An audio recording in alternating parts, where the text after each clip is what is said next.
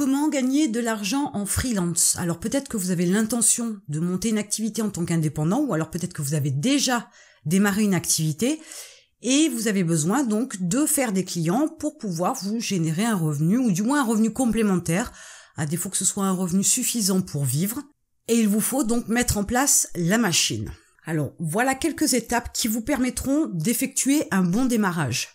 La première des choses, c'est inspirez-vous de ce que font les meilleurs. Surtout, n'allez pas dans les groupes Facebook, discutez avec des gens qui sont moyens et qui partagent quelques trucs et astuces. N'allez pas dans des regroupements à la chambre de commerce, des choses comme ça pour voir des gens qui font la même chose que vous, mais allez directement vers ceux qui ont déjà réussi, qui ont déjà une activité très conséquente, qui ont déjà des revenus importants, plutôt que de vous inspirer des gens qui sont dans la moyenne. Il est tellement facile d'aller récupérer des informations de gens qui ont un petit revenu, qui génèrent de petits salaires avec leur activité de freelance. Et il est plus délicat, il est plus compliqué de pouvoir toucher les meilleurs et d'en récupérer les bonnes infos, les bonnes méthodes, les bonnes stratégies pour pouvoir développer votre activité. Et pourtant, il faut toujours aller chercher vers plus grand que soi, plutôt que d'aller chercher vers quelqu'un qui est au même niveau, voire que légèrement au-dessus.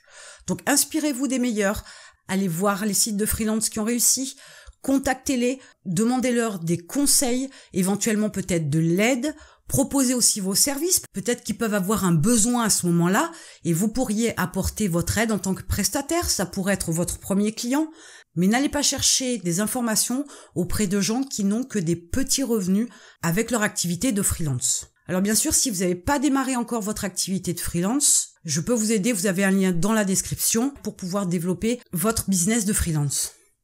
Donc la deuxième étape, ça consiste à vous concentrer sur une activité en premier, sur une activité de base, entre guillemets, mais une seule activité dans laquelle vous allez créer de l'excellence. Il est plus intéressant avec vos clients de ne fournir qu'une seule activité, qu'une seule compétence qui est extrêmement bien maîtrisée, plutôt que de proposer 10 prestations de services différentes et que vous ne maîtrisez que moyennement, parce que le client n'y reviendra pas, bien évidemment. Alors que si vous êtes excellent dans une prestation, il sait que quand il aura fait des tests ailleurs, parce que c'est souvent ce qui arrive, il finira par revenir vers vous, puisqu'il sait qu'avec vous, il a le top de la qualité. Donc concentrez-vous d'abord sur une première prestation que vous maîtrisez au maximum et dans lequel vous pouvez exceller. Donc s'il faut vous former, formez-vous. S'il vous faut davantage de conseils, rapprochez-vous de ceux qui ont réussi dans cette thématique-là, dans ce type de prestation-là, de façon à augmenter vos compétences et la qualité de la prestation que vous pouvez fournir.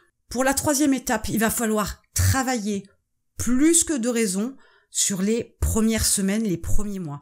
Ça, c'est important. Pourquoi? Parce que vous avez besoin d'acquérir vos premiers clients, vous avez besoin de vous faire la main parce que vous avez besoin aussi de connaître en profondeur à chaque fois les besoins de vos clients et ça prend du temps.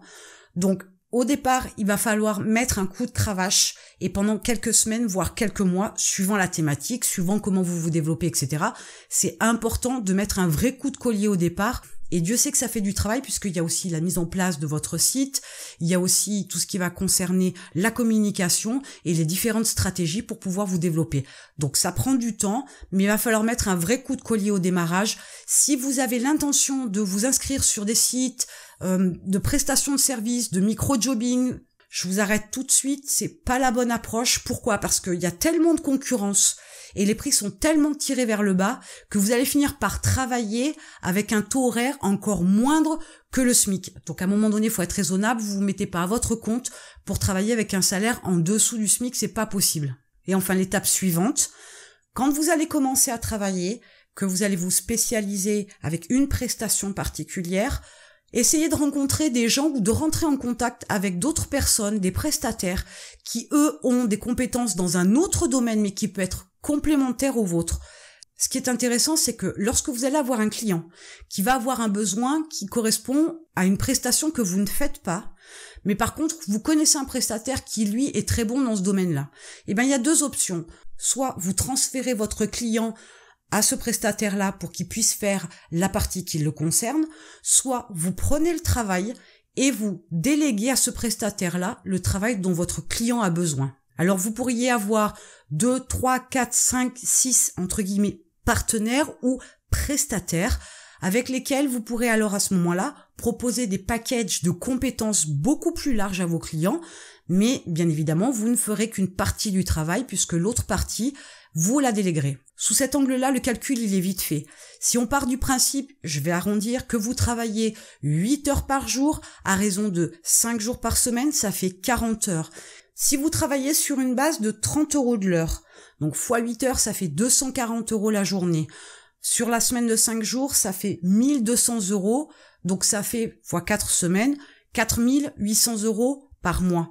Bien évidemment que vous n'allez pas travailler 8 heures par jour, 5 jours par semaine et 4 semaines dans le mois. Pourquoi ? Parce qu'il vous faut faire de la promotion, parce qu'il y a des moments où vous faites le point avec vos clients, il y a des moments où vous êtes en première approche avec des clients et vous discutez de ce dont ils ont besoin, il y a la partie devis à faire, il y a la facturation à faire, il y a peut-être de la publicité à faire. Donc, bilan des courses, vous n'allez pas gagner 4800 €. Par contre, là où vous pouvez les gagner, c'est justement en vous alliant avec d'autres prestataires de façon à pouvoir déléguer une partie du travail. Donc, vous allez vendre des tâches que vous ne ferez pas et du coup, ça va vous permettre de générer un revenu supplémentaire. Voilà pour les différentes étapes qui peuvent vous permettre de gagner de l'argent en freelance. Et moi, je vous retrouve de l'autre côté sur mon site.